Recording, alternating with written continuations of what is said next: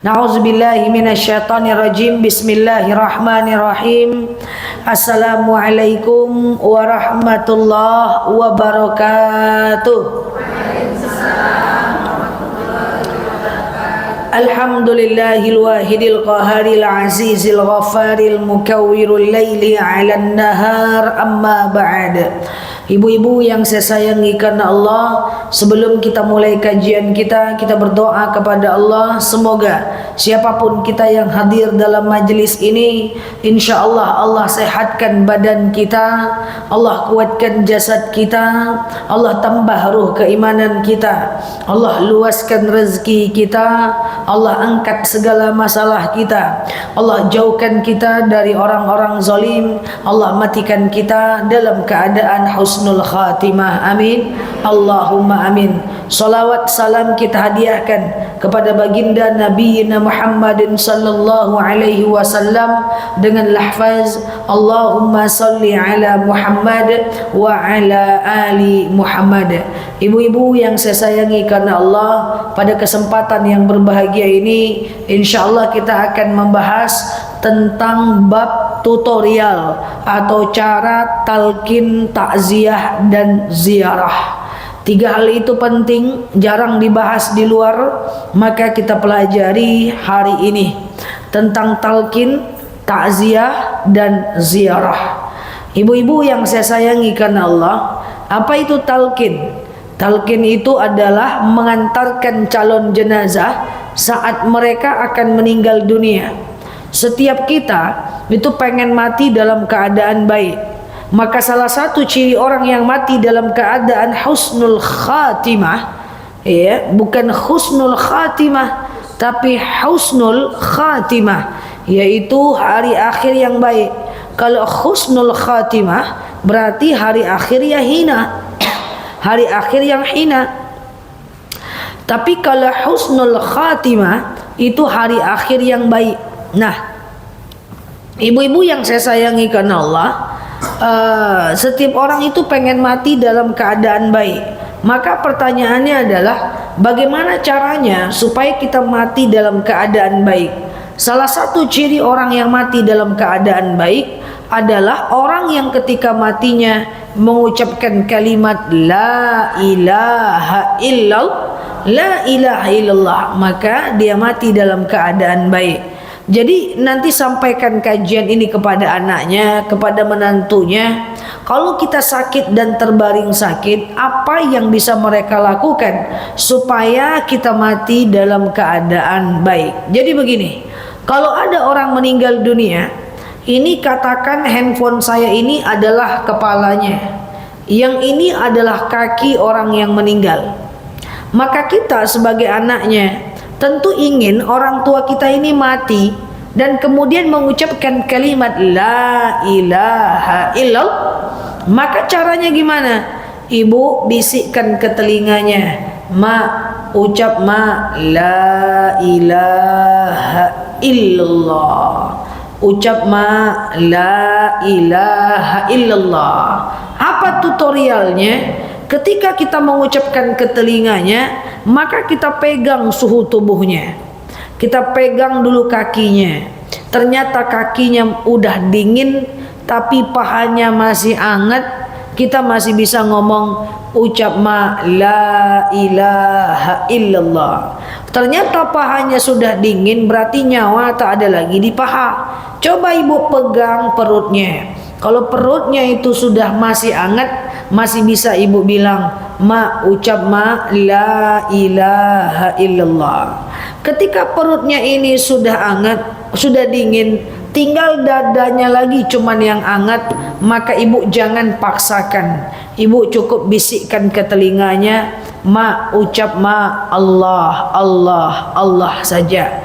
Karena ketika nyawa cuman tinggal di dada dan ibu paksakan dia mengucapkan kalimat la ilaha illallah, takutnya sewaktu sampai pada kata la ilah, meninggal dia, maka berarti dia meninggal mengucapkan kalimat la ilah, bukan la ilaha illallah.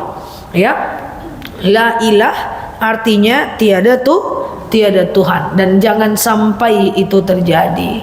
Maka ibu-ibu yang saya sayangi karena Allah, jadi begitu cara mentalkinkan jenazah. Nah, kemudian ada beberapa pakem. Yang pertama, ibu jangan banyak ngobrol sama dia, takutnya dia salah bicara. Mak, di mana ameh mak? Jangan. Jangan banyak ngajak dia ngobrol. Karena kita pengen kalimat yang terluar dari mulutnya adalah la ilaha illallah. Yang kedua pakemnya adalah jangan terlalu sering. Kita terlalu sering ngomong, ucap mak la ilaha illallah, ucap mak la ilaha illallah. Terlalu sering jangan. Kenapa? Karena orang yang sakit itu dia sedang melawan rasa sakitnya. Dia sedang bertempur dengan rasa sakitnya. Sakitnya luar biasa. Nanti kalau kita terus ucap mak la ilaha illallah, ucap mak la, dia malah justru nggak suka dengan kalimat itu. Jadi atur ritme, atur jarak. Kemudian yang ketiga, seandainya dia sudah mengucapkan kalimat la ilaha illallah, maka ibu jangan lagi ngajak dia ngobrol. Harapan kita itu adalah kalimat terakhir yang dia ucapkan. Tapi seketika dia sudah mengucapkan kalimat la ilaha illallah, lalu kemudian ibu nggak ngajak ngobrol, lalu dia nih yang ngajak ibu ngobrol nih, maka jawabannya jawab seperlunya dan suruh dia lagi mengucapkan kalimat la ilaha illallah. Pokoknya gimana ceritanya, kalimat terakhir yang dia ucapkan adalah la ilaha illallah. Paham?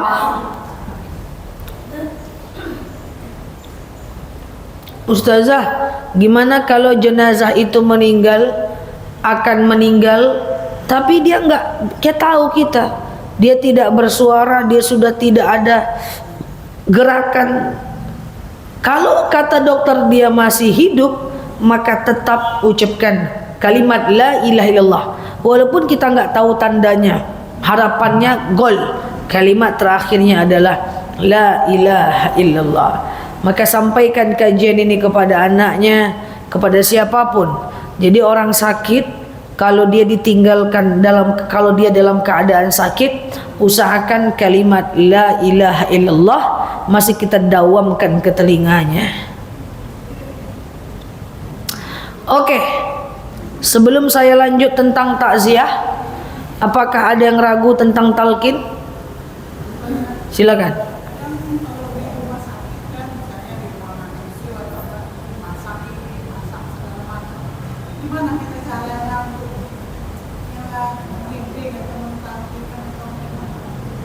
Sama, caranya sama. Ucap ma la ilaha illallah. Nggak ada respon dia, tapi dia masih hidup. Suruh ucap saja. Minimal dia mengucap dengan hatinya. Biar lakukan daripada tidak sama sekali. Betul. Atau nggak ada respon lah. Nggak ada respon dia, atau dia cuman atau cuman keluar air matanya, atau dia udah pakai alat. Kalau nggak ada respon sama sekali, tetap suruh dia. Kita tidak tahu apakah dalam hatinya dia merespon atau tidak. Cuman kan kita nggak tahu nih dia udah mengucapkan atau tidak. Kalau kajian saya yang tadi, kalau dia udah mengucapkan kita berhenti, iya kan? Nggak usah ngomong lagi. Nah ini kan kita nggak tahu. Maka dalam kondisi ketidaktahuan, tetap talkinkan dia sampai batas kita mampu. Oke Bu, ada lagi? Ya.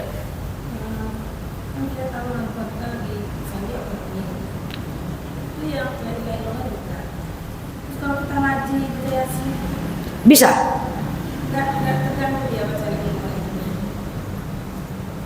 Sekaligus. Bersaudara? Oh, satu persatu Bu. Nanti dia terganggu. Jadi baca Yasin, capek baca Yasin, letakkan, baru bisikkan ke telinganya la ilaha illallah. Iya, satu persatu Bu. Karena dia tuh masih hidup Bu. Jadi kalau dia masih hidup, dia tuh nahan sakit. Khawatirnya dia malah kesal, Bu. Ibaratnya gitu, itu taruh yang di surah dan gitu loh. Ya. Yang paling abdul itu apa? La ilaha illallah. Itu yang diutamakan. Iya, betul. Kan afdal zikri fa'lam annahu la ilaha illallah. Tapi jangan terlalu sering ya, Bu. Atur ritme, jangan sampai dia kesal gitu lah. Dia minta minum ya kasih minum, kasih jeda sedikit, suruh dia ucap gitu. Ada lagi? Oke, lanjut. Takziah. Ketika jenazah itu sudah meninggal, harapan kita dia mati dalam mengucapkan kalimat la ilaha illallah. Maka sekarang katakanlah ada jenazah yang meninggal dunia, kita ingin bertakziah ke rumah duka. Itu ada adab bertakziah. Adab yang pertama, disunnahkan kita ngambil wudhu dulu. Oke, sunnah, tidak wajib, sunnah. Setelah kita berwudhu, lalu kemudian pakai pakaian yang tidak mencolok. Janganlah sisi tinggi lo sasak. Janganlah tebal lah lipstik pergi takziah terjago mayat tu beko. Lalu kemudian masuk ke rumah ahlul bait. Dalam kitab itu dijelaskan dengan suara yang lirih. Lirih. Assalamualaikum gitu. Jangan assalamualaikum besti. Dijawabnya lebih ko apa ko. Jadi kalimat yang lirih. Assalamualaikum. Oke. Setelah ibu mengucapkan kalimat assalamualaikum lirih, tidak dianjurkan untuk melakukan aktivitas-aktivitas yang mubah. Apa itu mubah? Misalnya, Bu, tidak dianjurkan ibu untuk semacam ngobrol-ngobrol. Ibu lagi kemudian ajak masuk ke rumahnya, ada kawan datang. Woi, dari mana? Dari pasar. Maha sayur kini. Iyo lado maha. Itu tidak boleh. Atau misalnya yang orang meninggal ini kan punya banyak kawan. Lalu kemudian datang kawannya yang lain. Kenal ibu. Di mana tinggal sekarang? Sama siapa sekarang? Berapa orang anak sekarang? Itu dilarang ketika kita bertakziah. Lalu kemudian ketika kita bertakziah, pokoknya dilarang melakukan yang mubah. Seperti selfie-selfie, scroll-scroll, atau senyum terlalu berlebihan. Orang meninggal dia senyum aja. Nah, itu tidak dianjurkan. Nah, pertama wudu, pakai pakaian yang tidak mencolok, masuk dengan suara yang lirih. Jangan lakukan hal-hal yang mubah seperti ngobrol, foto-foto, scroll-scroll. Nah, kemudian tinggalkan sesuatu buat ahli mayit. Tinggalkan sesuatu buat dia. Kebanyakan saya tengok orang takziah ketika duduk pelangak cono, pelangak kiri, pelangak pelongok kanan. Habis itu dia pulang. Lah banyak orang datang pulang walai taruh beras ke belakang tanpa meninggalkan apapun. Maka ketika ada ibu pergi bertakziah, maka yang mesti ibu lakukan adalah lakukan sesuatu buat dia. Pertama, ibu bisa ambil Quran dan baca Quran. Itu kan di sekitarnya ada Quran, betul? Kemudian ibu bisa lakukan yang kedua atau pilih yang kedua, yaitu baca Yasin. Yasin itu ibu baca dengan suara besar lebih bagus, dengan suara kecil tidak apa-apa. Harapannya kalau ada suara nanti orang lain mengikuti. Oh, enggak bisa saya baca Yasin suara besar, ya udah minimal tahlil, tahmid, tahtim di ujung surat Yasin. Oh, saya pokoknya enggak bisa. Ya udah ibu zikir kek, baca Al-Fatihah kek, baca ayat-ayat kursi kek, baca 3 kul kek, Al-Ikhlas, Al-Falaq, An-Nas. Ya. Lalu kemudian ibu doakan untuk orang yang meninggal. Allahumma khususan ila arwah, sebutkan namanya. Tadi saya ulangi, bisa baca Quran, bisa yasin, bisa sekedar tahlil, tahmid, tahtim, atau sekedar bisa ayat-ayat pendek ibu baca sambil mendoakan orang meninggal pakai bahasa Indonesia. Ya Allah, dia temanku ya Allah, dia orang baik ya Allah, lapangkan kuburnya, angkat siksanya, berhenti malaikat menyiksanya, dan apapun yang ingin ibu lakukan. Baru kita pulang. Ini ndak takziah datang sepi, bapak-bapak di luar ngidupkan lampu, buat kopi, ngerokok-ngerokok, nganga-nganga aja, nggak ada suara apapun. Sedih kita. Makanya bilang sama semua ibu-ibu yang saya sayangi karena Allah, bilang sama anak-anaknya, kalau mak meninggal nanti nak, bergantianlah kalian baca Quran di rumah ini. Baca si A selesai, baca si B. Saya itu paling sedih kalau udah takziah sepi, rumahnya sepi, padahal mayat lagi nunggu untuk dimandikan. Yang laki-lakinya juga di luar nggak baca apa-apa, sedih. Jadi bilang sama anaknya, kalau seandainya kita meninggal, mereka bacakanlah buat kita. Ini adab bertakziah. Ada yang ragu adab bertakziah? Ada yang mau tanya? Gitu ya, kalau bertakziah. Oke, jangan bertakziah datang terus ngomong dengan ahlul bait, terus bilo meninggalnya, cuma no meninggalnya, bekola datang lo orang baru, cuma no meninggalnya. Si itu aja ahlul bait yang menjawab. Kita tidak meninggalkan apa-apa, padahal harusnya kita melakukan zikir dan seterusnya. Oke? Yang ketiga adalah adab ziarah. Apa hukum wanita ziarah kubur? Rasulullah SAW pernah bersabda, kuntu nahaitukum an ziyaratul kubur ala fadhuruha.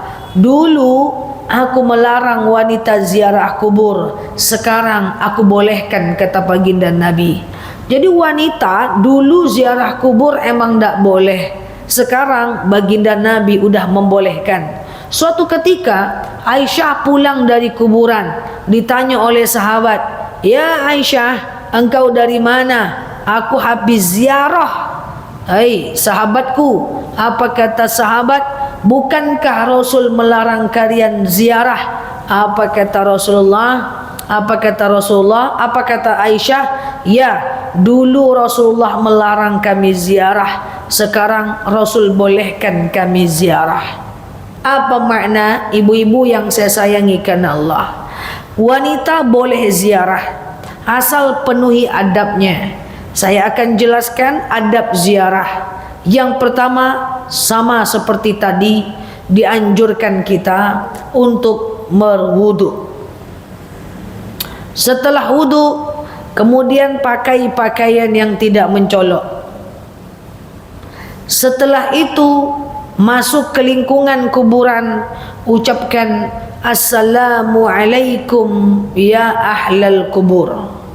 Hal itu juga berlaku ketika ibu lewat di depan kuburan, walaupun kuburan itu tidak ibu masuk, ibu cuman lewat saja, maka ibu ucapkan Assalamualaikum ya ahlal kubur. Seperti biasa, tidak usah tunggu dia jawab, langsung masuk aja. Lalu kemudian nyampai di kuburan orang tua kita, nyampai di kuburan ponakan kita, nyampai di kuburan siapapun, ibu kalau dia laki-laki ucapkan Assalamualaikum ya ahlal kubur. Kalau dia perempuan, Assalamualaikum ya ahlal kubur.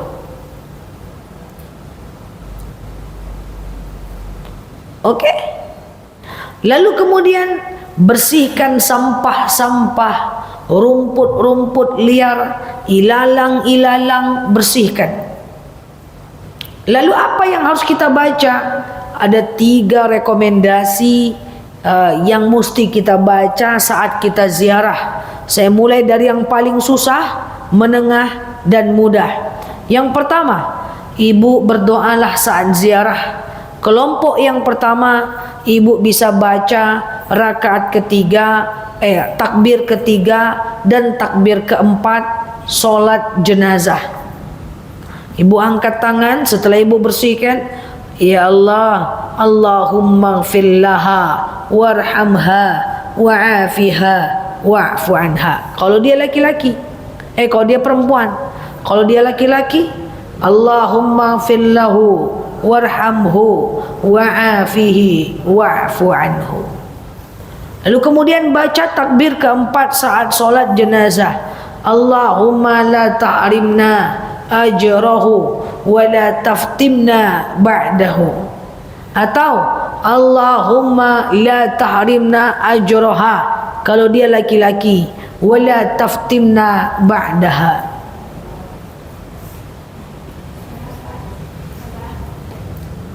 Kalau di kuburan itu kan sekarang kan ada satu kuburan dua yang harus kita baca dua-duanya. Boleh. Satu kuburan ada dua. Allahumma ighfir lahum warhamhum wa'afihi wa'fu anhum.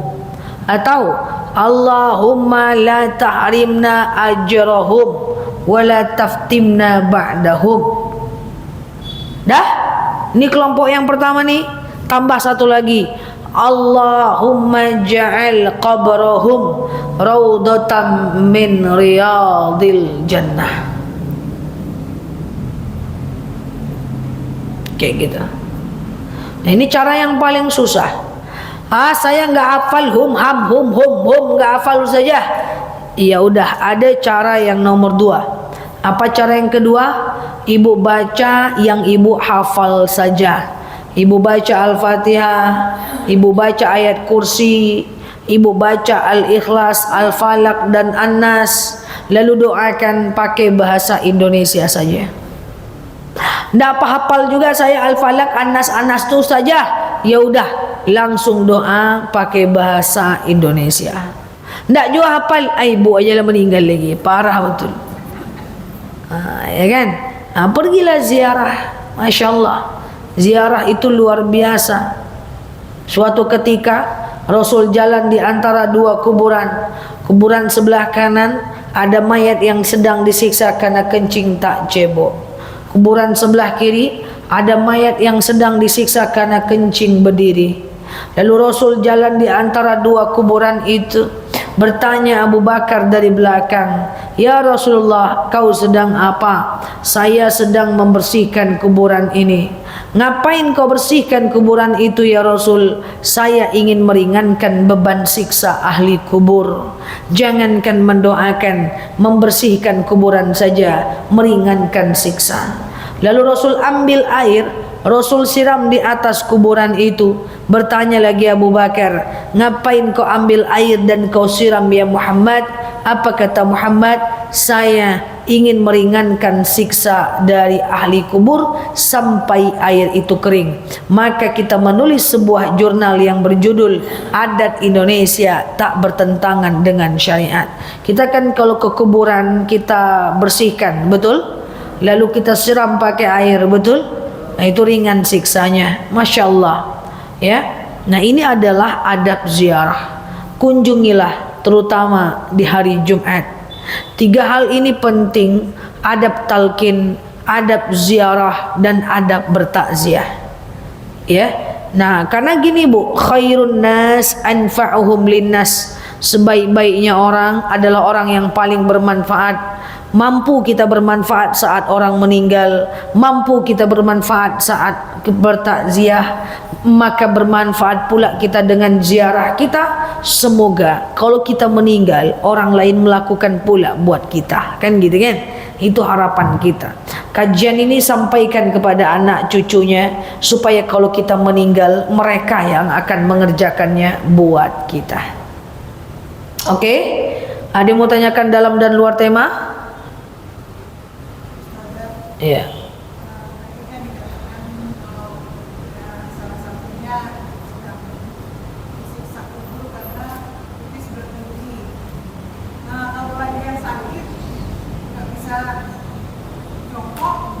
Nah, kalau sakit itu beda.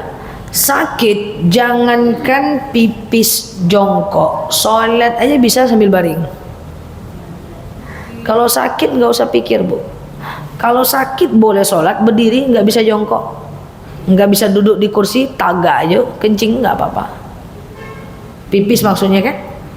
Sakit kaki, badan gemuk, kalau duduk gempa bumi, kalau tegak kepocongan, maka ibu akhirnya nauzubillah, contoh kan? Ada sholat pipis berdiri nggak masalah, Bu. It's okay, Bu, nggak masalah.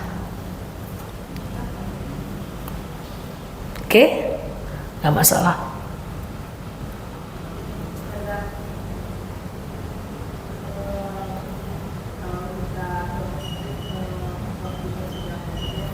Hah?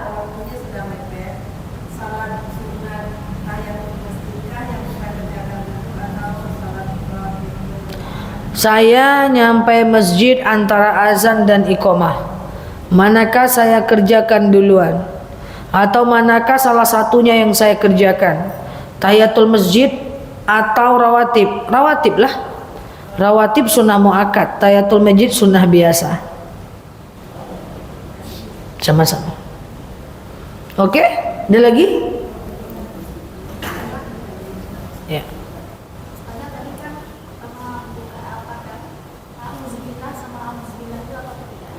Ustazah kan tadi buka ceramah na'udzubillahi minasyaitonir rajim. Kan biasanya a'udzubillahi minasyaitonir rajim. Jadi apa bedanya? Kalau a'udzubillahi minasyaitonir rajim artinya aku berlindung kepada Allah dari godaan syaitan yang terkutuk. Tapi kalau na'udzubillahi minasyaitonir rajim, kita berlindung kepada Allah dari godaan syaitan yang terkutuk. Jadi mustinya ustadz, mustinya orang yang tukang ceramah pula ya, yang ceramah gitu ya, karena dia ada jemaahnya di situ. Jangan dia sendiri yang mohon ampun, jangan dia sendiri yang berlindung, semua dia lindungi. Nauzubillah, kami berlindung kepada Allah. Kalau a'udzubillah dia sendiri, sama dengan gini, asyhadu. Kan coba ibu, waktu saya ceramah, salawat salam kita hadiahkan kepada baginda Nabi, nashhadu alla ilaha illallah kan? Saya tidak pakai asyhadu kan? Saya pakainya nashhadu. Karena saya sadar, saya sama-sama bersolawat dengan jemaah. Makanya doa anak soleh apa? Rabbi habli minas salihin. Ya Allah, karuniakan kepadaku anak yang soleh. Itu kalau saya sendiri. Tapi kan saya dengan jemaah, Rabbana hablana minas salihin gitu. Nah itu imam atau tukang doa atau ustadz idealnya seperti itu. Jadi kalau asyhadu alla ilaha illallah dia sendiri yang bersyahadat. Kalau misalnya a'udzubillah dia sendiri yang a'udzubillah. Sementara kita sedang bersama-sama. Jadi kalau ada imam yang doanya gini, Rabbighfirli wali walidayya warhamhuma kama rabbayani shaghira. Inyo surang yang nio doaan, ibu mengaminkan. Padahal Rabbana firlana wali walidina kan ini ya? Nah seperti itu. Udah paham ya Bu? Karena kan saya ada jemaah. Jadi kalau saya sendiri saya a'udzubillah. Berarti saya sendiri yang berlindung. Kalau ada jemaah, na'udzubillah. Berarti saya memimpin jemaah untuk sama-sama kita berlindung.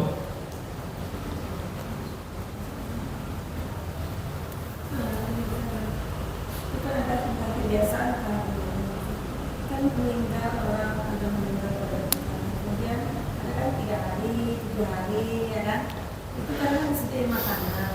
Saat takutnya nggak dimakan nanti dia tersinggung. Dimakan kita kadang merasa memberatkan. Bu, memberikan makanan saat bertakziah itu kan tidak ada kewajiban. Di Pekanbaru ini itu bukan sebuah kewajiban. Itu cuman bagian dari semacam budaya atau kebiasaan masyarakat yang tidak ada kewajiban untuk itu kan. Maka jika dia mampu dia bersedekah, kita makan aja. Toh kalau dia nggak mampu cuman air putih, kita kan ikhlas aja. Jadi dimakan aja Bu. nggak ada masalah? Betul. Betul, tidak ada syariat orang yang ditakziahi memberi makan. Cuman adabnya orang kalau datang ke rumah dia ingin memberi makan, salah nggak? Kan nggak salah. Lah kan dia lagi susah ustazah. Emang kenapa? Sedekah saat susah kan juga nggak ada masalah.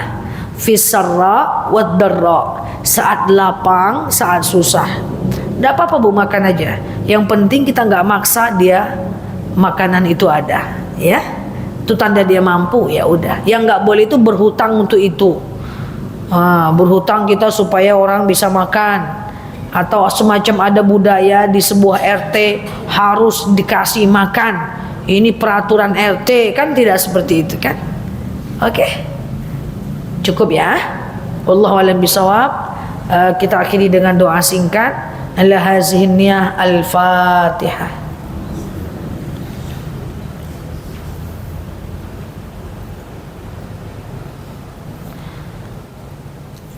Amin ya Allah, amin ya Rahman, amin amin ya mujibal sa'ilin.